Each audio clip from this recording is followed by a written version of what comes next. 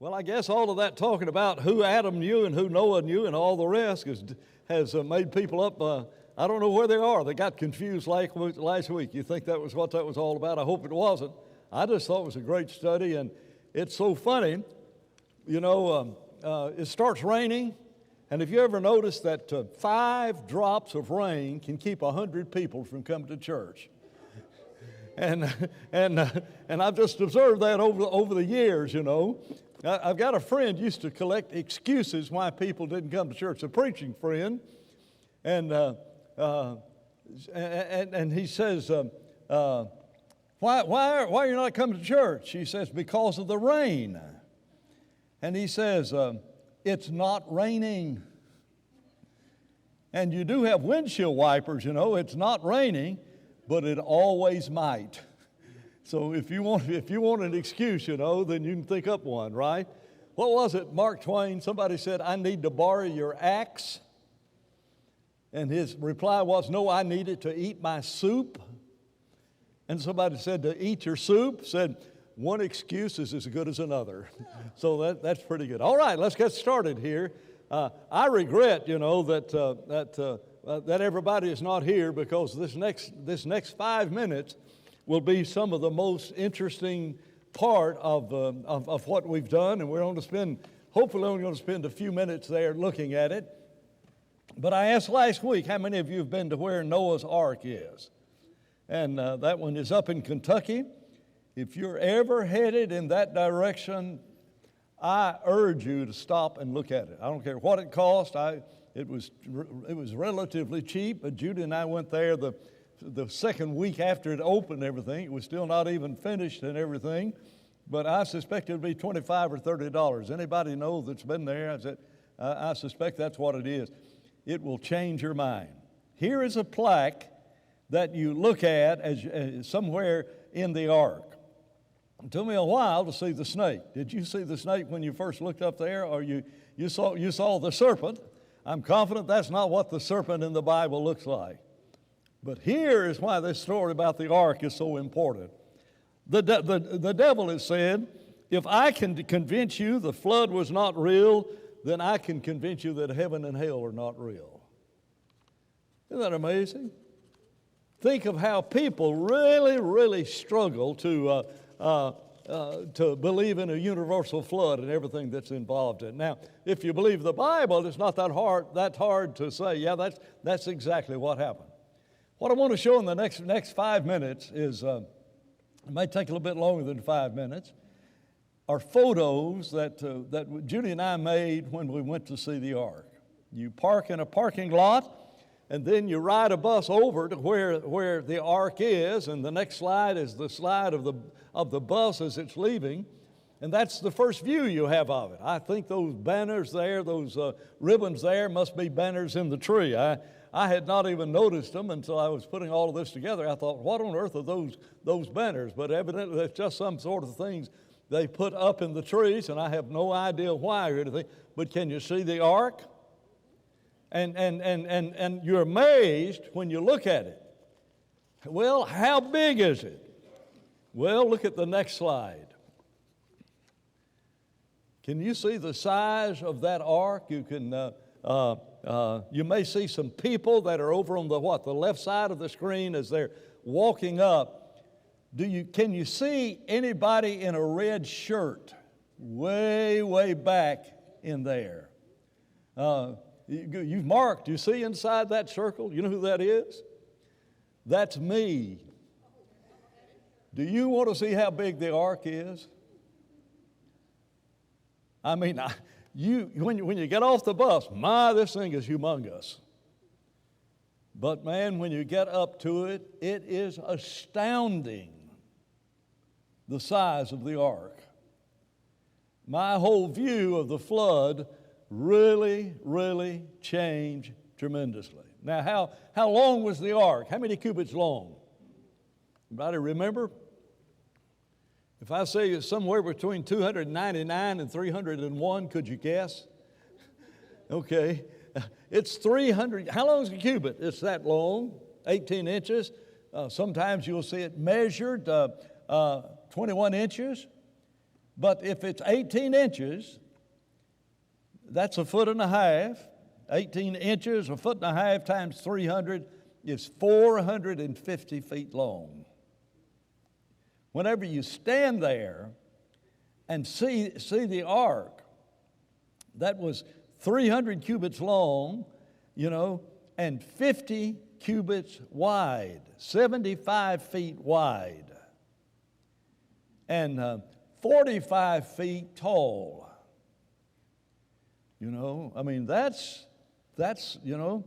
If a person is 5 feet tall, and I'm a little bit above that, you could stand me up 9 times and I still wouldn't be able to look over the top of the ark. That's how big that place is.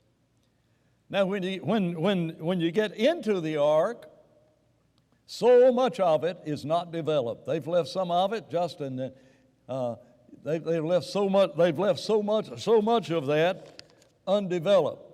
But you want to know what a 15-foot ceiling looks like? I mean, when you walk in there, it is just, you feel like you're almost here in the auditorium. Now, I know we're 30 feet high in the center part of the auditorium, but, you look over here to the edge, I think those lights over there, are they about 10 feet above or something like that? They may be, I think they're about 10 feet. There's a 7-foot door, so they may be 11 feet. But you can imagine 15 feet. And so much of it is undeveloped.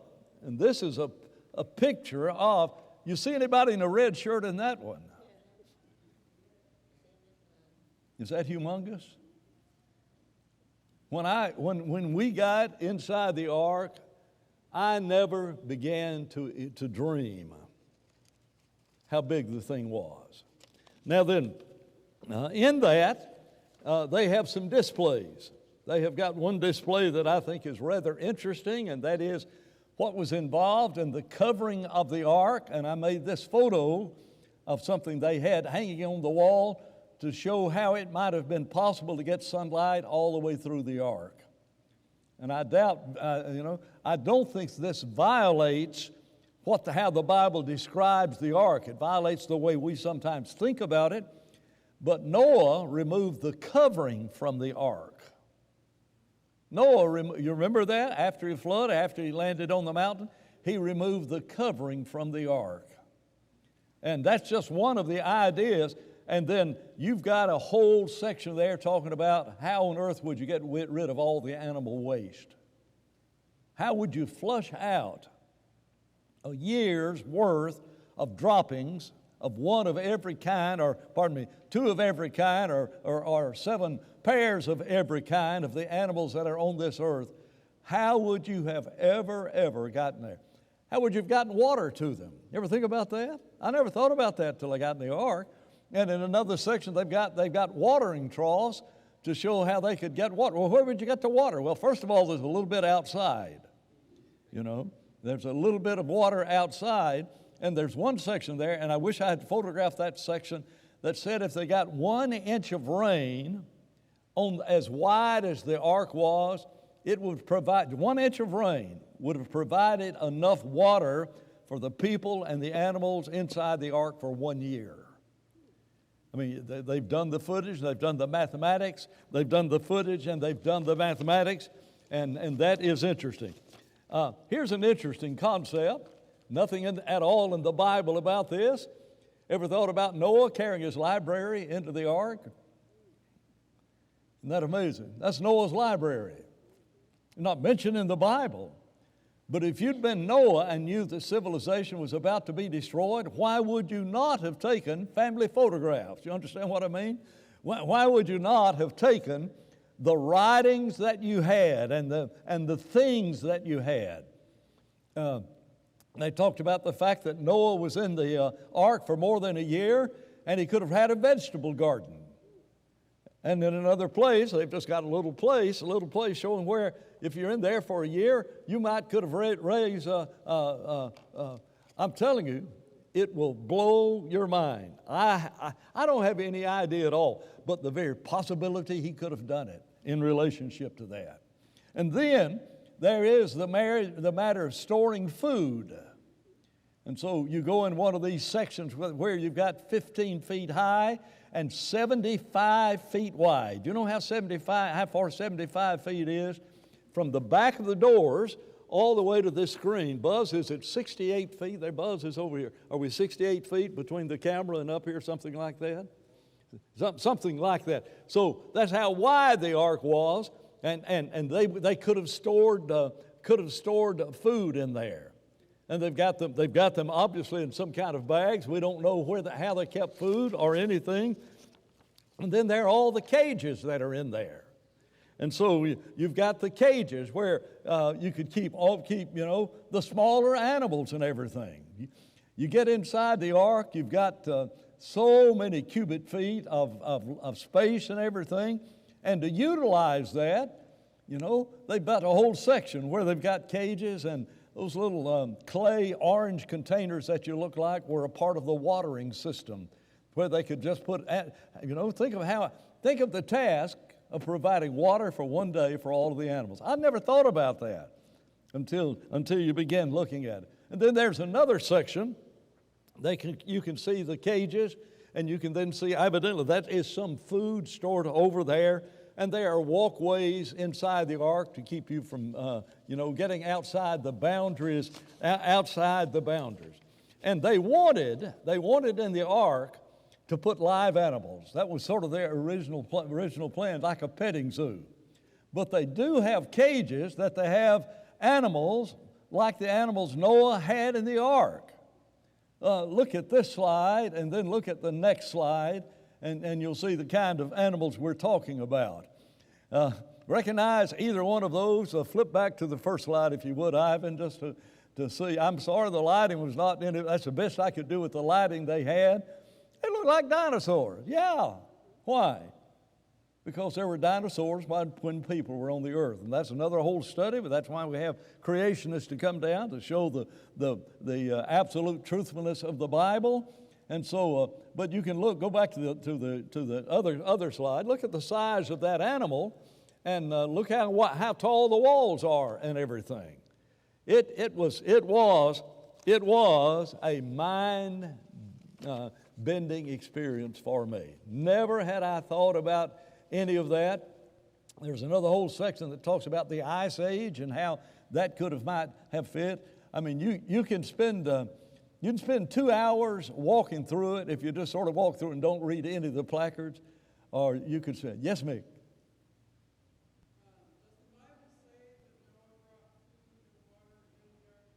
No, the Bible does not mention it.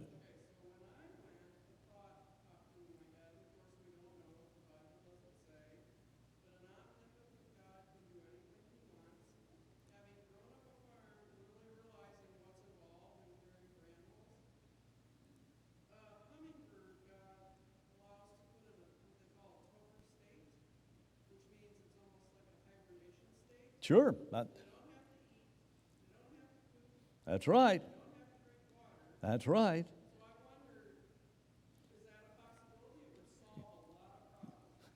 You can solve it any way you want to. Does that make sense? It could have been a hibernation. He could have put every one of those animals in hibernation for a year's time. The Bible doesn't, and so I'm content to say, I don't know.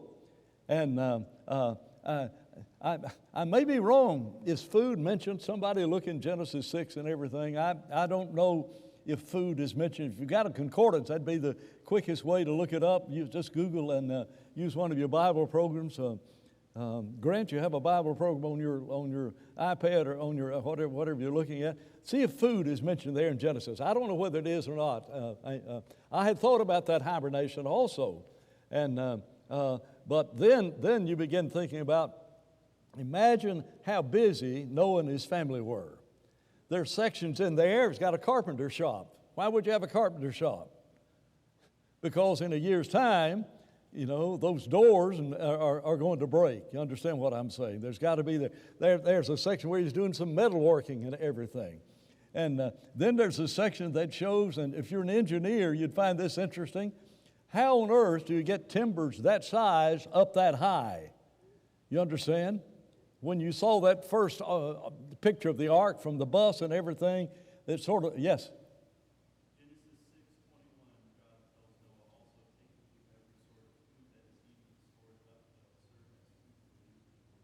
And so it does mention food. 621. All right. So there was food in the ark for the animals. But how on earth would you get all of that? I mean, just the engineering part of it. It is 75 feet up in the air. How on earth do you get these big timbers while you're building the ark? How do you get all that put together? And he talks about, he shows how they could have, used pulleys and that type of thing. And I don't know, I just never even thought about it. Since then, you know how we use elephants sometimes to move large weights and everything? You remember when the circus used to come to town and they'd bring the elephants down Palm Beach Lakes Boulevard? Anybody old enough here to remember that from the past? And Trudy raises her hand. She remembers that. And those elephants would help put up the big top when they had a big top, put up whatever tents they had for them. How'd you like to use dinosaurs to do that? I'd never thought about that until just one day, all of a sudden, it just popped in my head and everything. If you use elephants, why could you not use dinosaurs to do that type of thing? And that's not a part of that other than that, those animals that are there, that's not necessarily a part of it. Dave Holliday, you had some comments. Speak loud, Dave, so I can hear.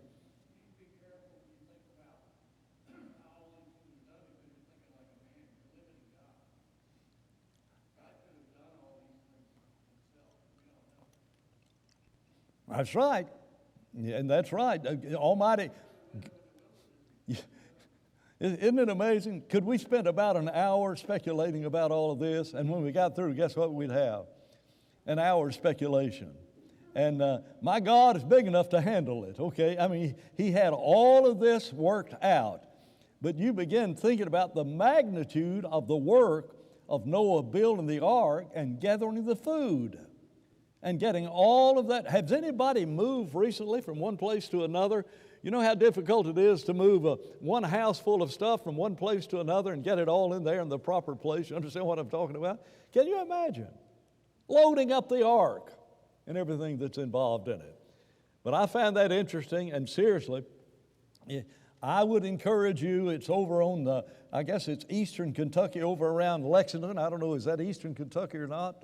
It's sort of central Kentucky. It's around Lexington, south of Lexington, out in there's nothing there except Noah's Ark, but there's it has changed a lot and everything once that has been built there. It's rather interesting. He brought timber from all over the world, and some of you will find this interesting. He brought timber from New Zealand to put inside when they built the ark. Even brought timber from New Zealand to use in building the ark. All of it did not come from New Zealand, but I just thought it was interesting, I think, to create a worldwide interest in that. And in case you're interested, the All Blacks rugby team beat the American team 104-14 in football on yesterday. So I just throw that in just in passing in case you're sitting there worrying if New Zealand rugby is still what it was. The score was 53-0 at halftime. So interesting thing. Let's get back to where we ought to be. Here's review. Don't want to review it much. Just to remind us of the number of years. The genealogy from Adam to Noah shows that there was the time from the creation of Adam. Adam lived 930 years. Now, whenever Adam is 130 years, he has a son. And so now then, you've got the genealogy, and you can just add up all the numbers. Adam, Seth, Enos, Cainan, and you just keep adding all of those up, and when you get to the 600th year of the life of Noah, you've got the flood coming. And so you'd mark it down. When from the time of Adam's birthday, and put that word birth in quotes, but from the time of Adam's birthday until Noah went in the ark is 1,656 years. And what this chart, and I know you found this fascinating. I was amazed how many of you were fascinated by this chart, and I passed them out last week. And if you were not here, let me know, and I'll try to print a few more so you can have access to these. But you just look at this. Look how long the life of Adam extends. And then this slide said, who could Noah have known? And so we looked at all of these individually and added one son year by year by year by year. Those numbers in the orange, or with the orange background across the top, that's the age of Adam when each of these sons are born. And so if you look across the top, you see those vertical lines, little numbers. You cannot read the numbers likely, but that's how old Adam was when all of this happened.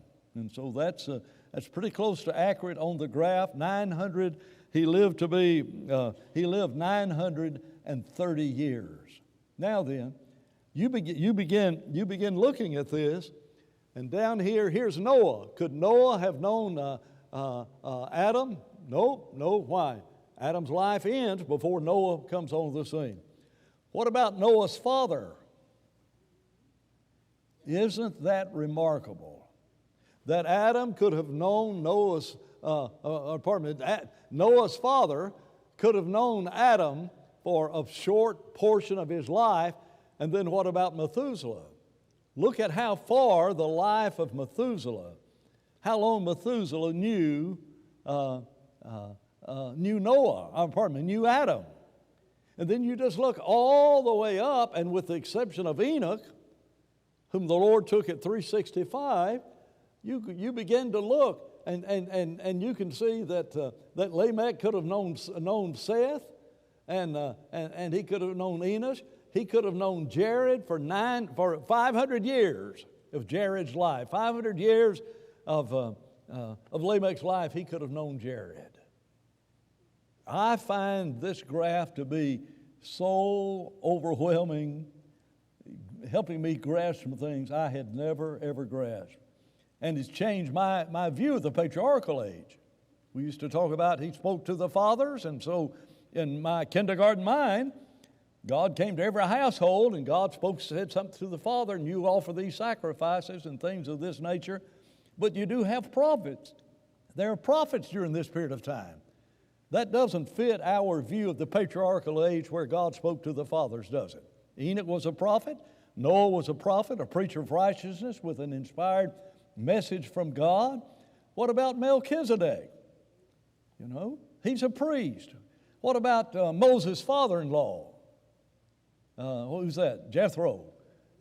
He was a priest. Isn't that amazing?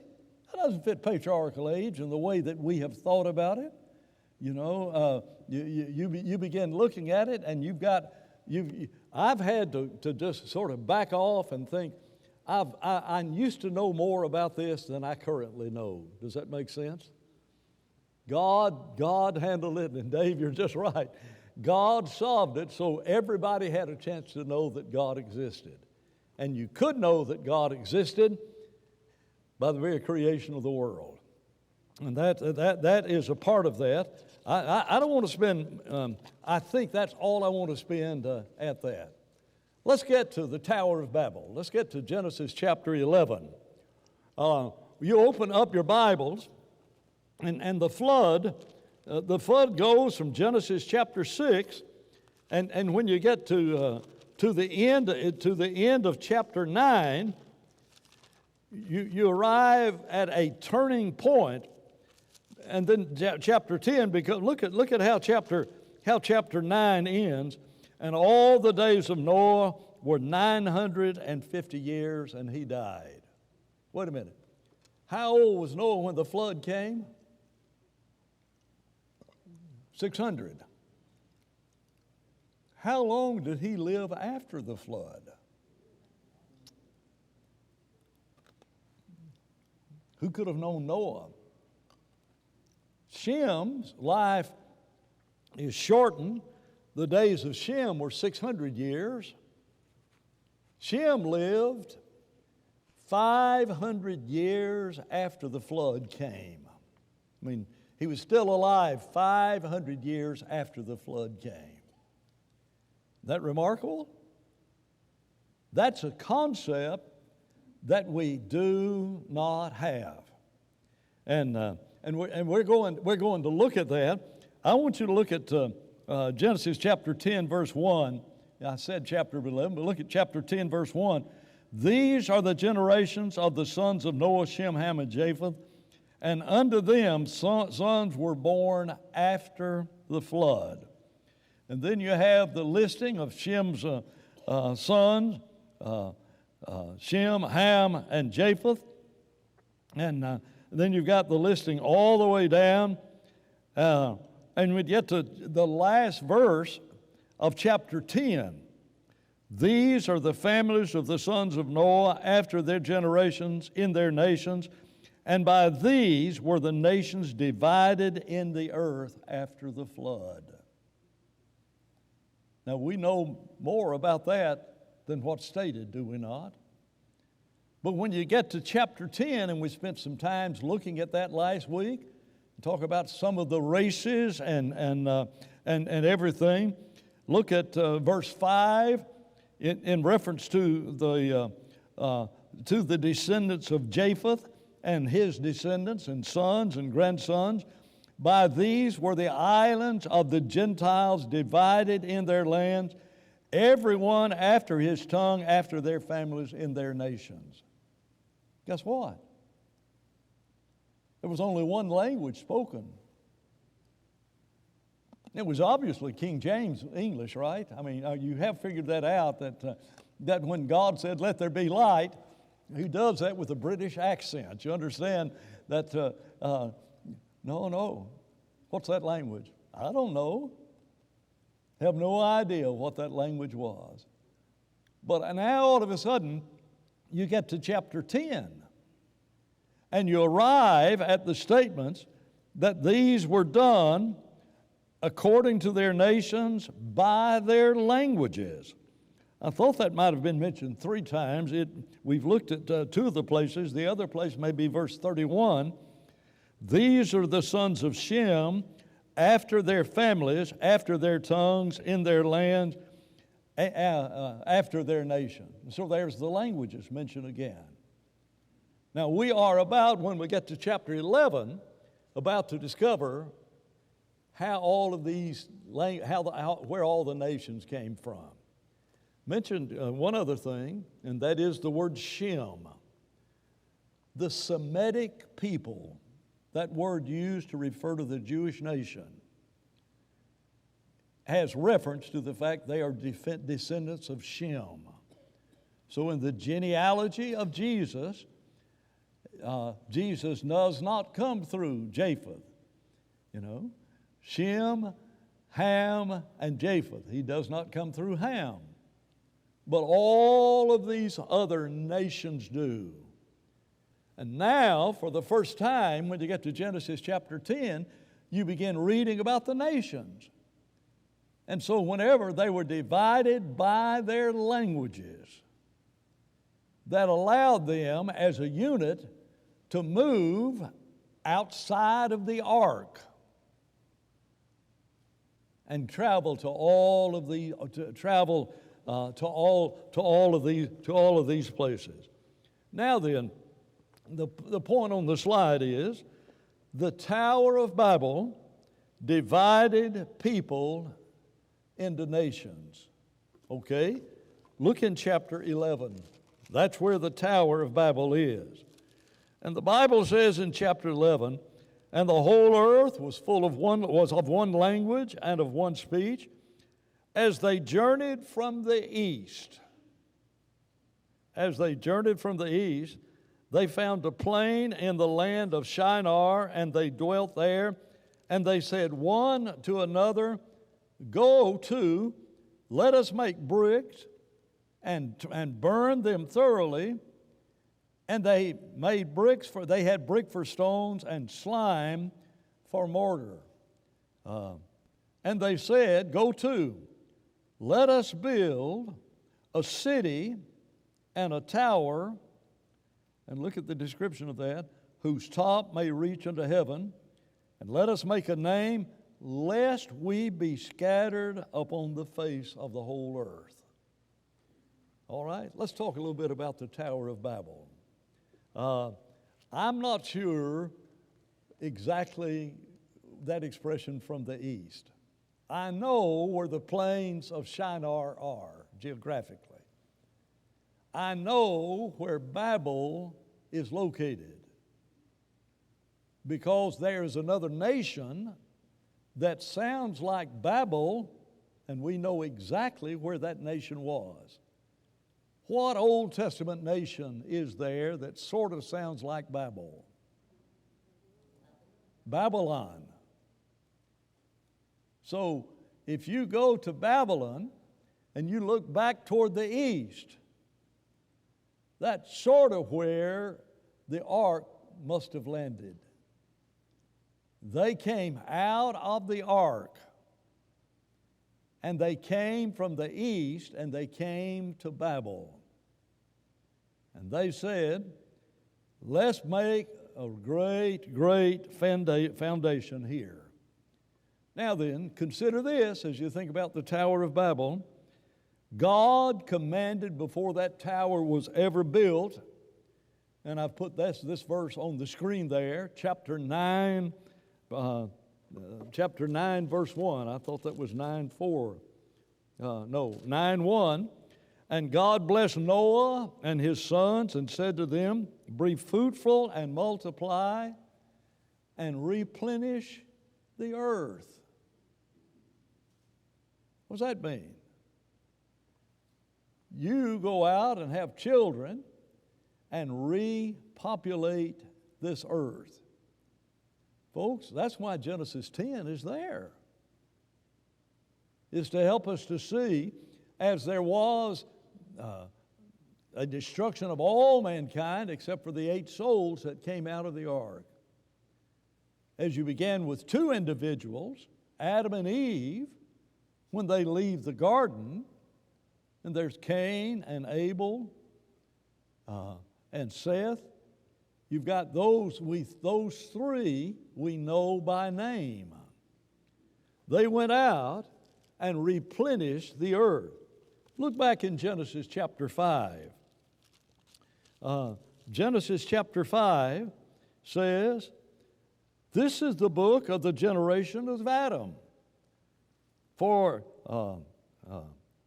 in the day that God created man, in the likeness of God made he him. Male and female created in them and blessed them, and called their name Adam in the day that they were created. First of all, they were created on the same day. That's interesting. And their name was Adam. We pointed that out when we looked at this before, that the word Adam just means mankind. And so the later translation, sometimes he called him mankind. I think the New King James says that. The King James says, and he called him Adam. Why? If you're going to say the word mankind, that's what Adam is. He's mankind. And so he got the name of what he was. You ever known anybody to name their dog? I don't know if you've ever known anybody. You know anybody that ever named their child Boy? Huh? I've known a person in New Zealand. I knew a person in Florida whose middle name was Boy. That's the name they gave to it. And did not your father say, boy, come here, right, for just, ever say that to you? Well, if you were a girl, not likely, but you understand what I'm saying. And so he was called mankind. And the best I can figure it out, and I said this before, Eve's name must have been Eve Adam, and Adam's name was Adam. And so you can file that away and then wipe it out of your memory forever.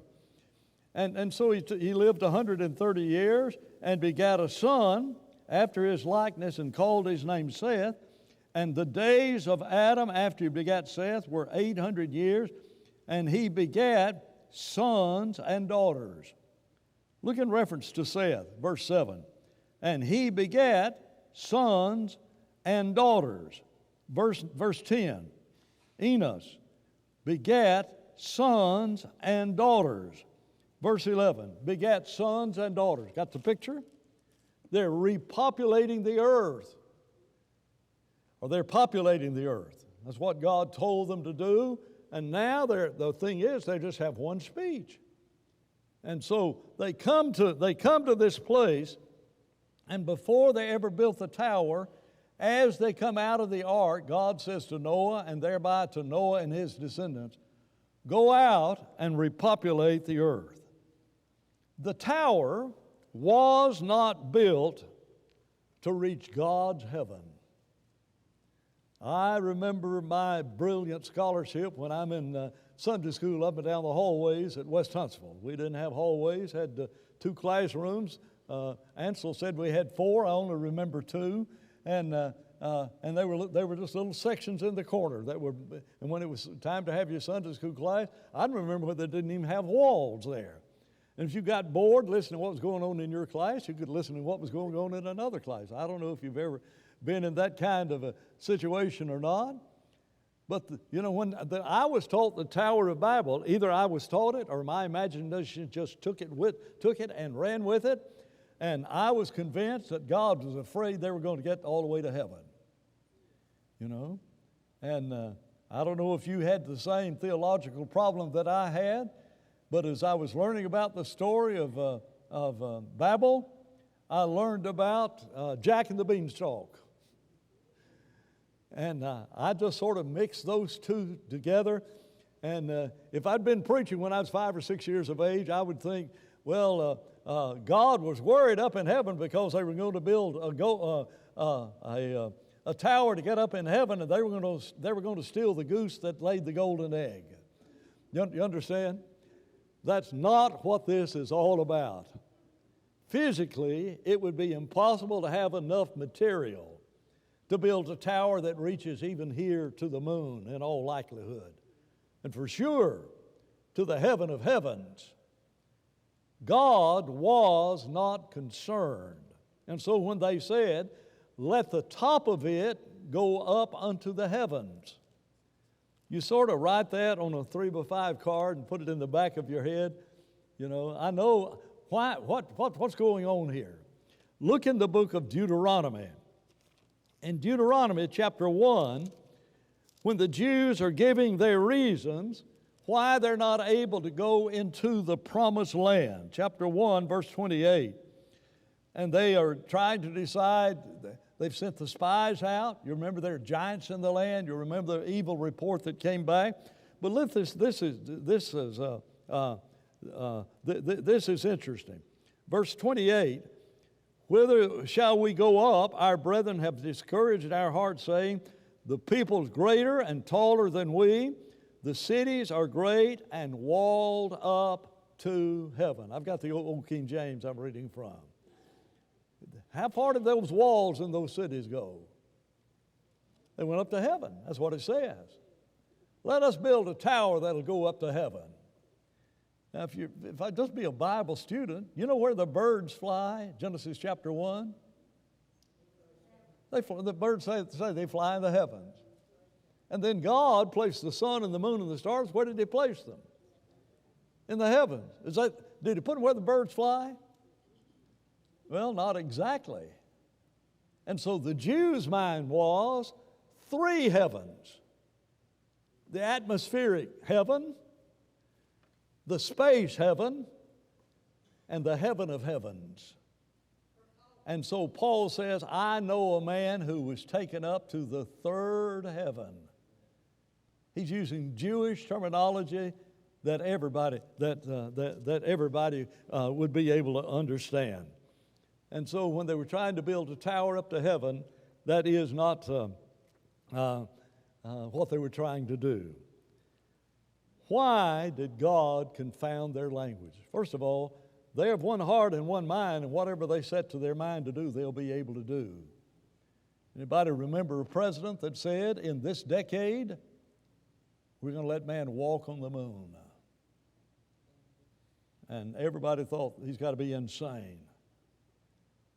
And in 1969, man walked on the moon because America became of one heart and one mind. Whatever they put their mind to do, they'll be able to do it. That's an amazing concept of the power that God has given us in our brains. We don't stretch our brains enough. And so here they are building this. The reason they built the tower was to keep from being scattered. Here's Genesis 11:14. They said, let us build ourselves a city and a tower whose top is in heaven. Let us make a name for ourselves, lest we be scattered abroad the earth. abroad over the earth. Why did they build the tower? Why did God confound their language? Chapter 10 tells you, so they would do what God said, and that is go out and replenish the earth. And that's about all we're going to say about Babel. I mean, there's a lot more that we could say, but we've got to get halfway through the book of Genesis, and we're 80% through the number of classes that we have left. We've got to get to Abraham. Throw up that next slide, if you would, if it's available. And that is the slide that you're interested in seeing, and that's only to whet your appetite. Look down, you see the life of Noah, 350 years. You see the life of Shem for 500 years. Look who's at the bottom of that. Can you read the name of the person's at the bottom? If you draw a line from his life straight up, how far up can you get? Who could Abraham have known on that list? Does that blow your mind? Abraham could have known Noah.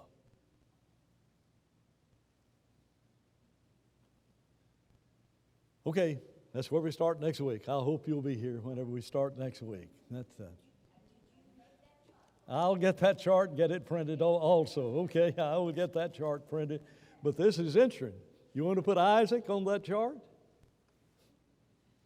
Will Isaac fit on that chart? All right, that's it. See you next week.